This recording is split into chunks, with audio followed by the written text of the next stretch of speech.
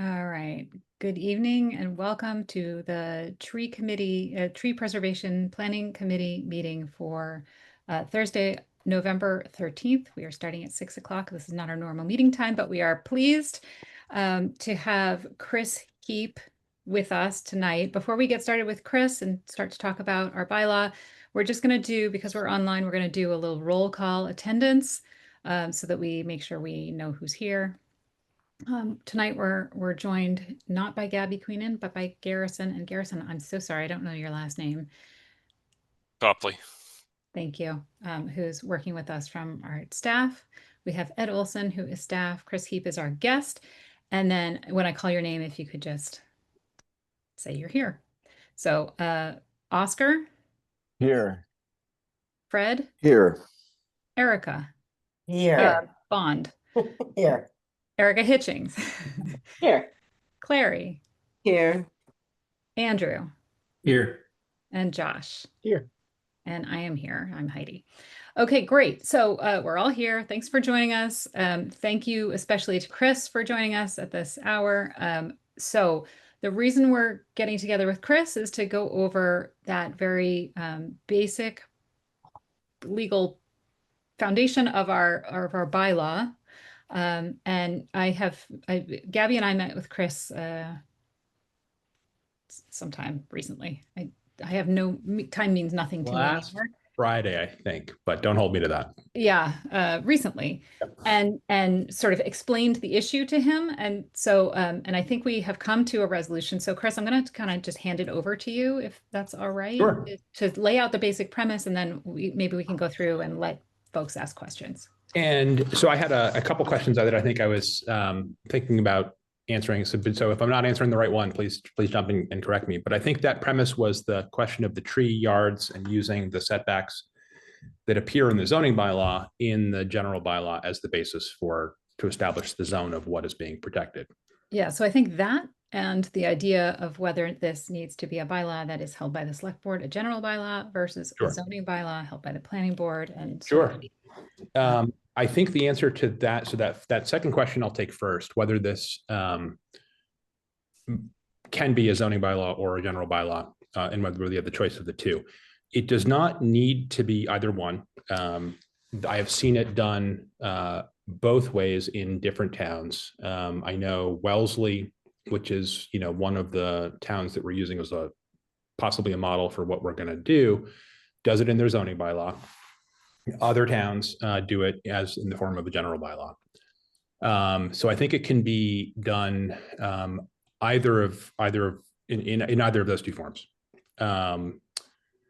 When we were thinking about it sort of initially, one sort of generalized concern that I had was whether it would need, so if starting from the premise that it can be either a general or a zoning, but that if we were to use sort of zoning based concepts like setbacks, then perhaps it would better be done in the form of a zoning bylaw where we're applying those types of terms. But it appears that other towns have directly imported the concept of zoning setbacks into their tree protection general bylaws. And as long as that's been done successfully in other towns, that doesn't seem to be any obstacle. So although that was sort of an academic concern of mine earlier on, having seen that that's been done successfully in other towns, I would sort of withdraw that as a concern and reach the conclusion that this can be done as a general or a zoning, and it can still be done in a general bylaw even if we want to import the setbacks from the zoning bylaw as the basis to establish what we're protecting within a given lot. So that makes things a good deal easier. And I'll just say that Arlington was one of the towns. Gabby was able to pull language from the tree bylaw in a couple of towns. Arlington was one. I honestly cannot remember what the second one was. Chris, do you? I think Lexington was the second one. And it was very clearly the tree yard or the tree protection zone was defined by the setback area. Yep. So I'll confess to being somewhat surprised by that, but that it's on the books and was approved by the Attorney General, so that seems to be permissible. So I think that that simplifies things for us tremendously, which is Yes. delightful. Hmm. Because we all just need things to be a little simpler. But I know that there were a lot of additional questions. Josh had brought up as an example when zoning bylaws might allow for accessory buildings like a shed or something to be placed within a setback area. And if something like that required a tree removal, like how should we treat that? Kurt had brought up that oftentimes especially in yards with short frontages, that sometimes fitting all of the utilities and so on, along with the driveway, et cetera, into that space might preclude keeping all the trees in a yard. And so we wanted to just chat through some of those situations, and I'll let actually those two speak to those particular examples that I just brought up, but I would encourage then everyone else to maybe raise your hand and we can talk through, hopefully briefly our various questions for Chris and hopefully get this sort of straightened out in advance of our public forum. Great. So maybe if I can, Josh is unmuted, so I'll ask him to go first and just talk about the idea of that conflict in the setback area. Sure. I think you summarized it well, Heidi, and I would just credit Artie with sparking me with the thought. So if the zoning bylaw would allow something by right, such as an accessory dwelling unit within the setback, so like a shed, for instance, it's allowed by right within a setback, but our tree bylaws have restrictions on trees that can be removed within the setback.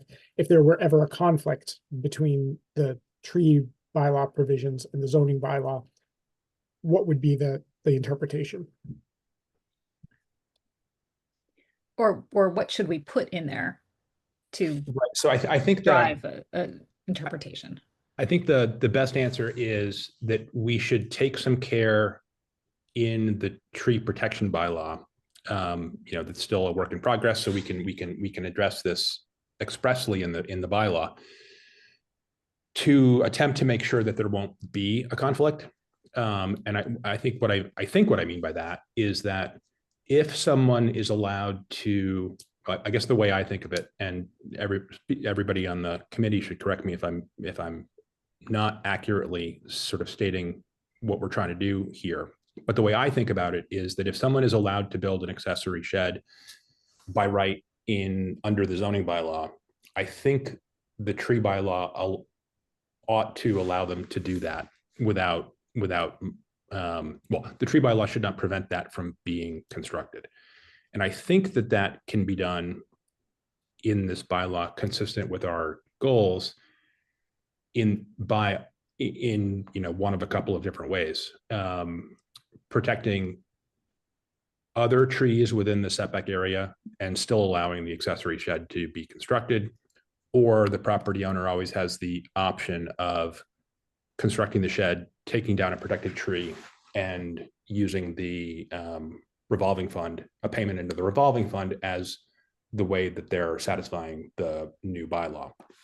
So I don't know that I can say precisely how we ought to draft that in the bylaw, but I think there should effectively be some sort of not supremacy clause, but something that makes clear that the tree protection bylaw is intended to protect trees, but should not, in the ordinary application of the bylaw, prevent someone from building something that they're otherwise allowed to build. Does that sound possible? It does I sound don't think- possible. Yeah, sounds reasonable to me. And I think, we can not in this meeting, but like in future meetings, discuss whether we want to, ask for a remediation. I feel like if it's allowed in zoning, it probably ought just to be allowed. But that's a discussion that we can have and kind of move forward with that. And not to get too far into the weeds, but I think that there's at least 3 different categories of structure that we would need to think about in this context. One is accessory structures. 2 is in the shed variety. 2 is ADUs, which can or soon will be allowed to be built to the setback that you could put a shed or an accessory structure, and also non-conforming structures. Ordinarily the bulk of someone's house shouldn't be in the setback or the tree protection area, but there may be contexts in which someone has an existing nonconformity where that could get a little complicated.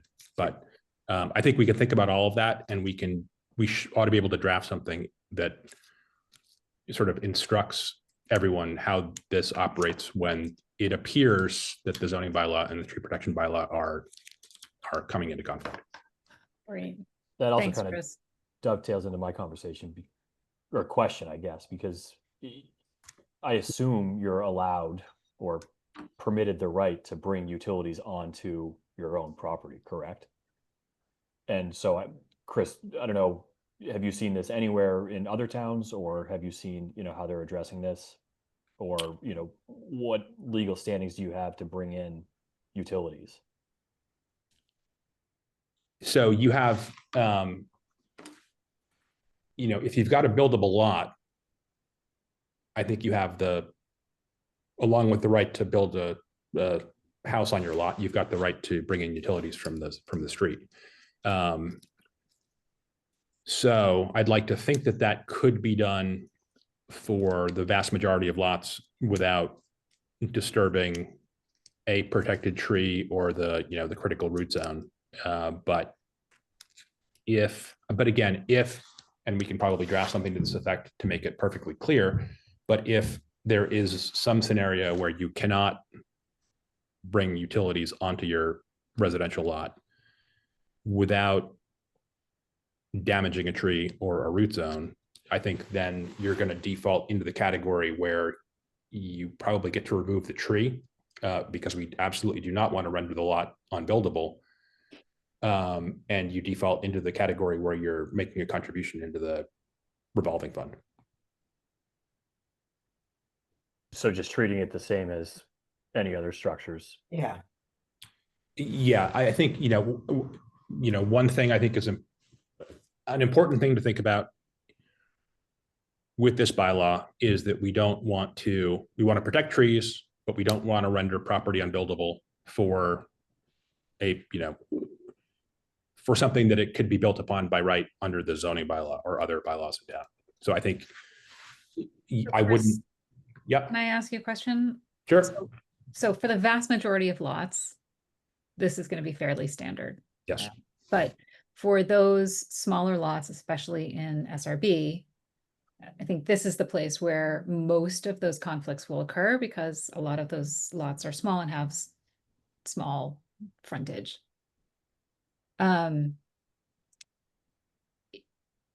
Is there a way to make a minimum frontage requirement, for example? Or does that delve too much into the zoning? Like, where's that line that we can sort of utilize that information, but not? Minimum frontage requirement for what purpose? To determine if, the frontage is so small that the homeowner has no real other option. Sure. To trigger the bylaw. Because paying for a tree that would preclude you having utilities seems like a penalty. I think it would be possible if this were the policy, determination of the committee to draft the bylaw to say that if someone has, non-conforming frontage, or less than the required amount of frontage, or a percentage less than, if it only has 60% of the required frontage under the zoning district, that there is no front protection tree yard at all. And there would only be side and rear. There is, we can protect, I think, the trees within the setback on all, 4 sides of a, normal lot, but we don't have to. We could make the determination that the side and rear is more important, or that side and rear is more important in the case of a small lot where it's preserving the trees is going to unduly complicate the development. The way Okay. that I envisioned it was, the sides are protected all the way up to the street line. And then the front, on a non-conforming lot, and then you can run your utilities through that space in between the two side yard setbacks, if that makes sense. I have no legal objection to that.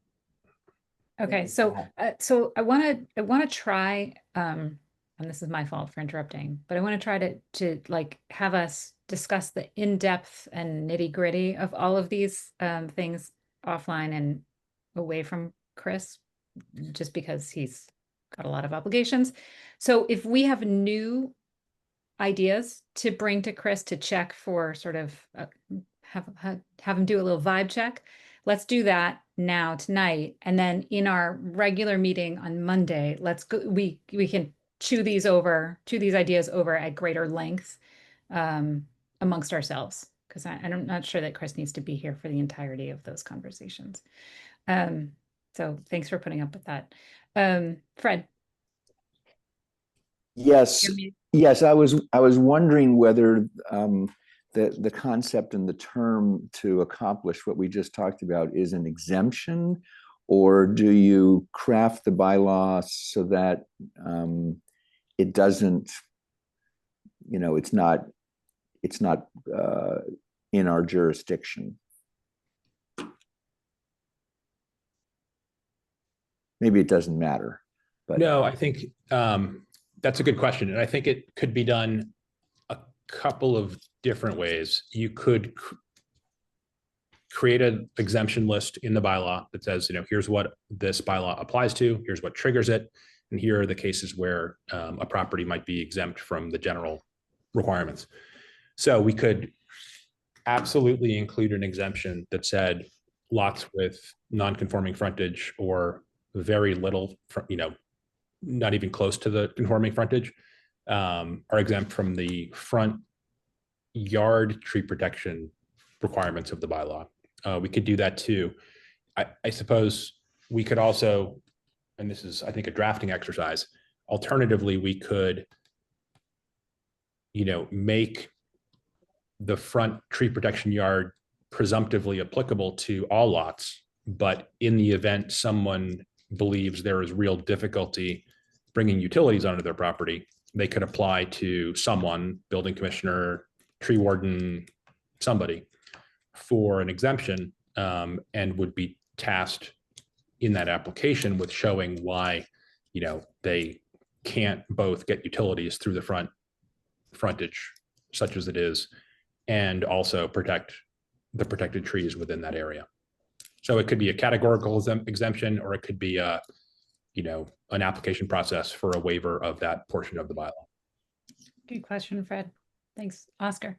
Yeah, I think when we talked about this initially with Kurt, that's the kind of thing we came up with. That there's some demonstration by the landowner builder that there is an undue hardship to accommodate all their utilities or something. So that sounds like the right kind of process, and we just have to figure out who it goes to. You mentioned something that I hadn't thought about before, but I think it falls under something that we can handle. Then you talk about an existing non-conforming house that I'm assuming, kind of like my house. We had to go in and do an addition, and we had to get an agreement, the ZBA, to say, yes, you can build your addition, and it is going to acknowledge that it could be built in alignment, or I think we had a 12-inch offset to the non-conforming setback that we had on the side of the house.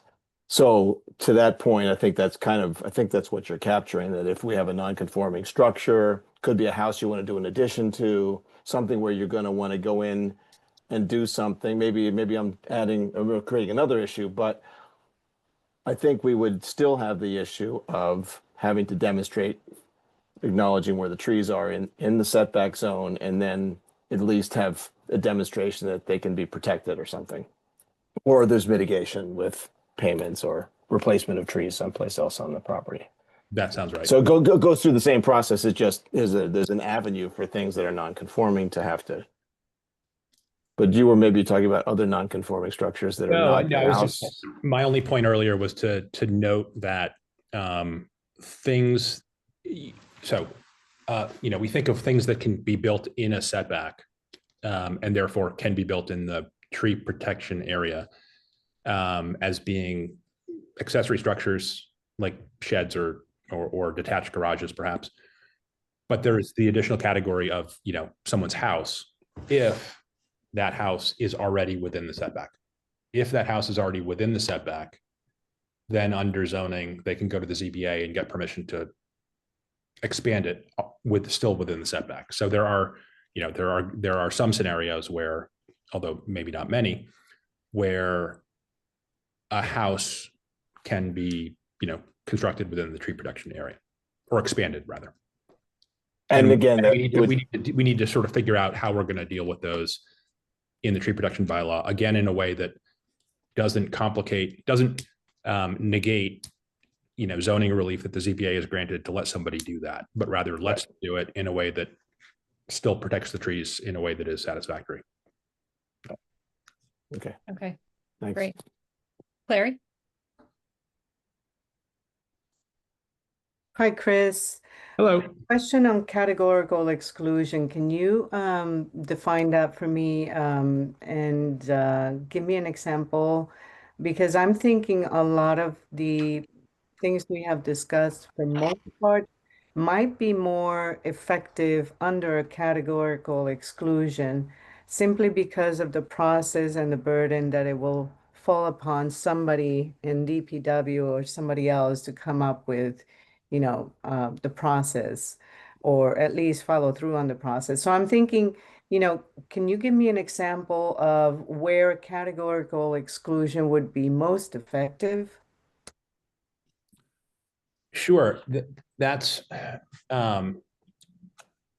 we have a couple in the draft bylaw currently, and those are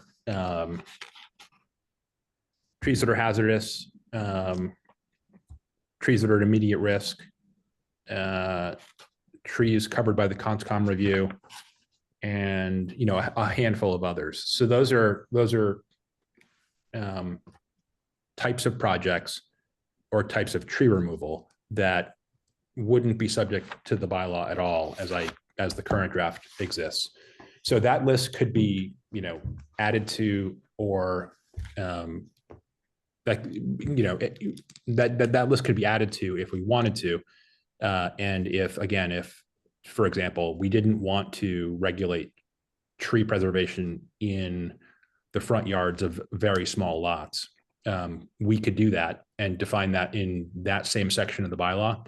And then again, that just provides a list of things. If you're going through your project, if you're looking at your project and trying to determine if you have to follow the bylaw, that's just a list at the front of the bylaw that says what escapes coverage entirely. Thank you. Sure. And then, did anyone else have any other things? I think if not, the only other thing that we had sort of begun to discuss was the requirements and the pathway for adjudication, for penalties. Who is enforcing, sort of, how does this need to work? We have a lot of this going through the building department. A lot of this goes through the forestry department. So unclear on how we need to structure that. Sure. So a couple of, I think, could maybe break that into two parts: adjudication and enforcement.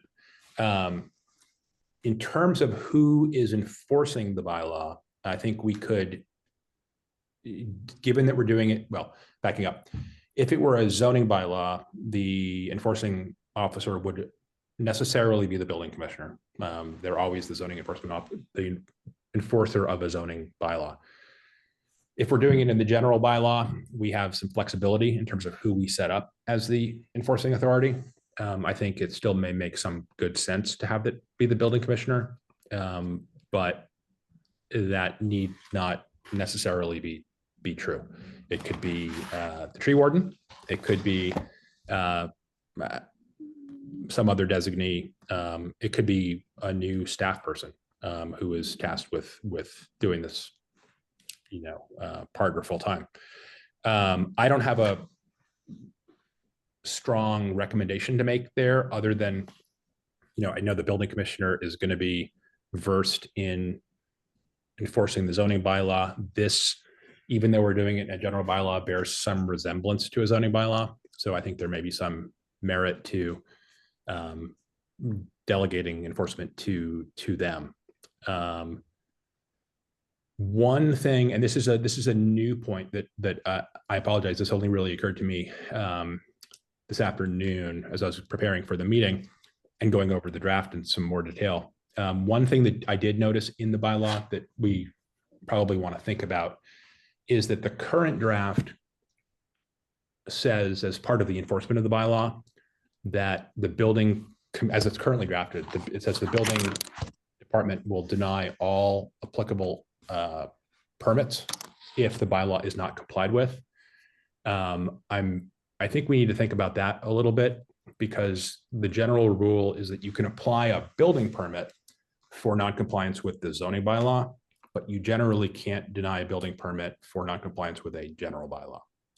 So that is, there are other ways to enforce this, which can include fines and attempting to go get an injunction to make someone comply with the bylaw. But I worry that ordering the building commissioner to withhold a building permit for, if everything else complies with the building code zoning, but they haven't complied with the tree protection bylaw, that's going to present a hurdle. So we need to think about that component of the enforcement part of the bylaw. And lastly, on adjudication, there is, well, backing up, we can build into the bylaw an appeal from the enforcing agent, whether that be the building commissioner or someone else, to somebody else. That could be the tree warden, the select board, zoning board of appeals, or somebody else we want to task with hearing an appeal. We don't have to do that. We could just leave it as a bylaw that's applied by the enforcing authority and provide no local appeal. There is potentially some value in building in an appeals process, but it's not legally necessary. Sorry, did you mean appeal of the enforcement or appeal Yes. of the bylaw? Of the appeal of, whatever the bill, let's say in the first instance, the building commissioner says your tree protection plan that you provided is not good enough or not compliant with the bylaw, therefore you are in violation of the bylaw. And somebody wants to appeal that determination. The choice would be to either build in some mechanism for hearing that within town or not doing that, in which case someone, would have to figure out how to make an appeal to the to court. Okay, and then Probably unlikely that we're, this Definitely. bylaw is going to generate a whole lot of appeals, but Yeah. Just you can see a bylaw building in an appeal to someone locally just to provide a second bite at the apple, but it is not required. okay, thank you. Clary.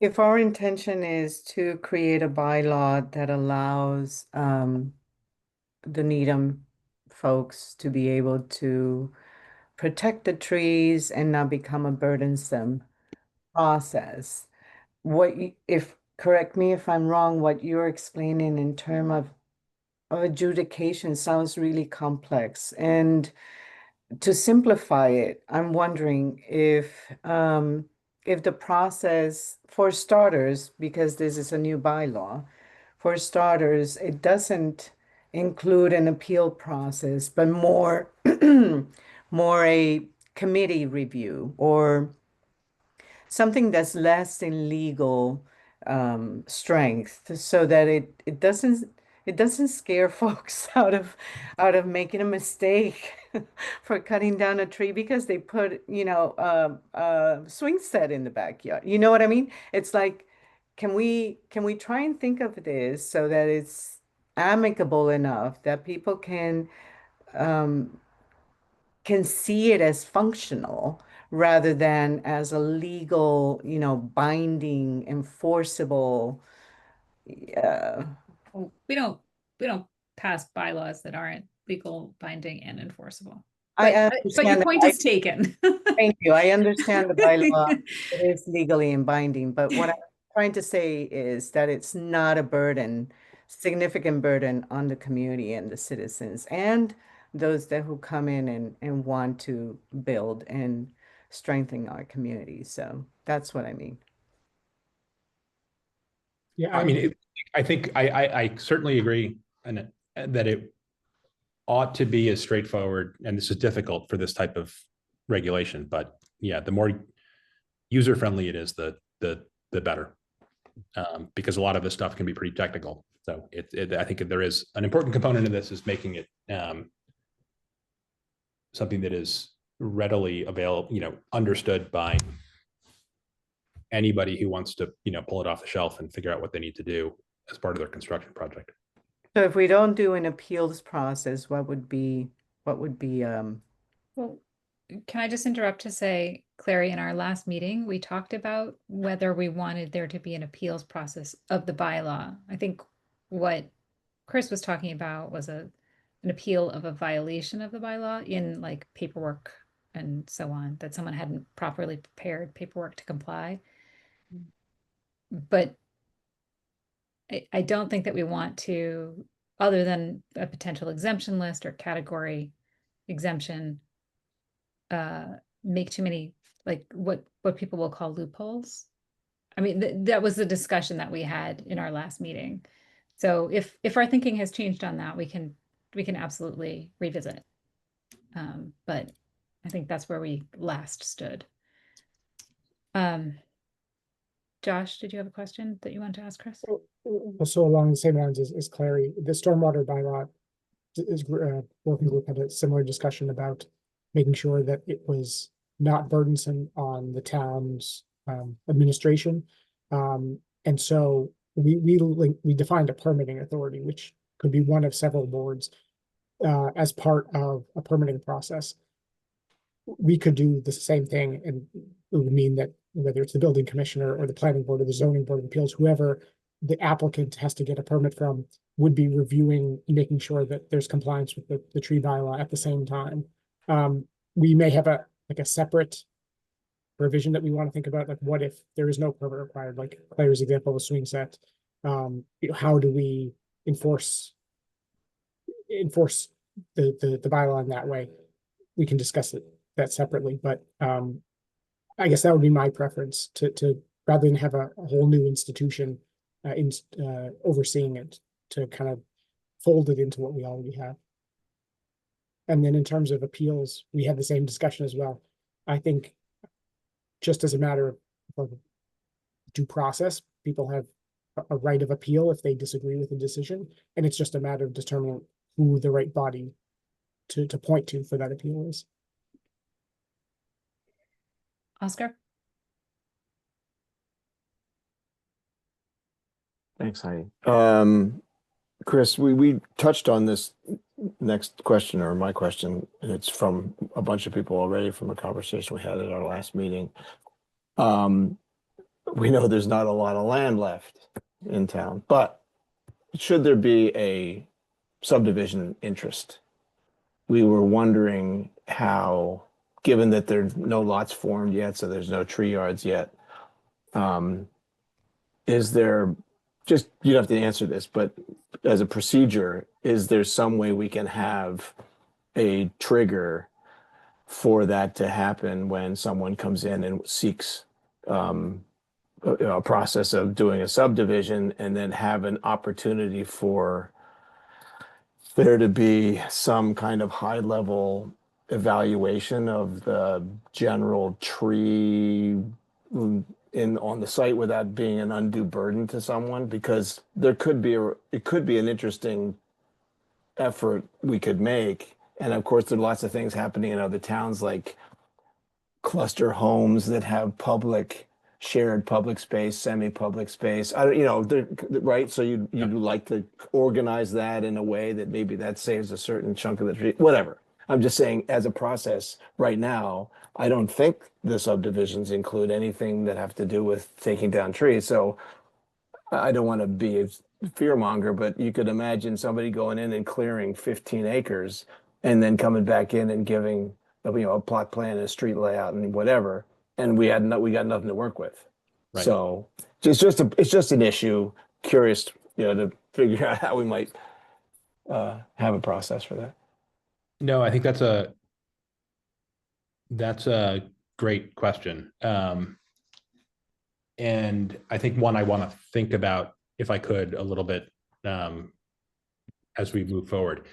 The complication with subdivisions is that I guess backing up, we might need to do that through the planning board and a revision of their subdivision regulations rather than through a general tree bylaw. Sure.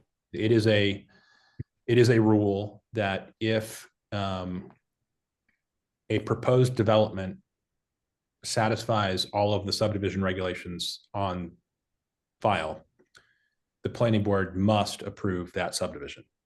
So if we are regulating tree protection through a general bylaw and not through subdivision regulations for that type of development, there could be some real tension if the subdivision plan shows a total clear cut and the planning board would have to approve the plan, but that would put them in violation of the tree protection bylaw, but they've got an approved endorsed subdivision plan. So that's, I think there's some technical stuff there to think about, and I'm not quite sure what the best approach is at the moment, but let me think about that. Let me think about that. Lots that are subdivided would still be subject to zoning rules, wouldn't they? They would have setbacks, no? They're not a lot until after they get through the planning board process. So I think there's going to be a window of time where those lots don't actually exist yet. And therefore the trees in the proposed, within the interior of the proposed lots would not be subject to the setbacks or the tree protection area yet, even though they would be the minute the plan was finally approved and endorsed. So there's got to be a solve for that. Let me think about that if I could. I know that I did notice that the Wellesley bylaw exempts subdivisions from the tree protection bylaw. I think because, and I don't know this, but I assume that was done because there is some level of tree protection in their subdivision regulations and they're capturing it that way. But we could look at So that we maybe can, as an example. So But yeah, you said they're also administered through the zoning. So Wellesley does their tree bylaw in zoning, right? Not in general. correct. So that's my next question. Would it be beneficial then to just move our tree bylaw into the zoning so that you can track it with subdivisions? Maybe, but I You don't. don't have to, you have to answer that tonight, but it feels like that's kind of, you're going into, Maybe we It's- can also look at the two examples that we used to justify staying as a general bylaw and see if they have any provisions for the same in their bylaw, and we can Right. pull on that. Okay. thanks, Chris. Sure. So this meeting was intended sort of for these burning questions. Does anyone else have any other burning questions, regular questions, and more discussion of these concepts we can do in Monday's regular meeting? If not, then I would say thank you to Chris for joining us and helping us with these foundational concepts. And I would welcome a motion to adjourn. I So- move we adjourn. Excellent. Is there a second? I second. Okay, great. All right, so we have to do this with a roll call. So I'm gonna go through and call all your names. Oscar, Yes. Erica Bond, Yes. Fred, Yes. Erica Hitchings, Yes. Andrew, Yes. Kurt, Yes. Clary, Yes. Josh, Yes. and I vote yes. All right, so we are adjourned. Thank you, everyone, and Thanks, see Chris. you Monday. Good night.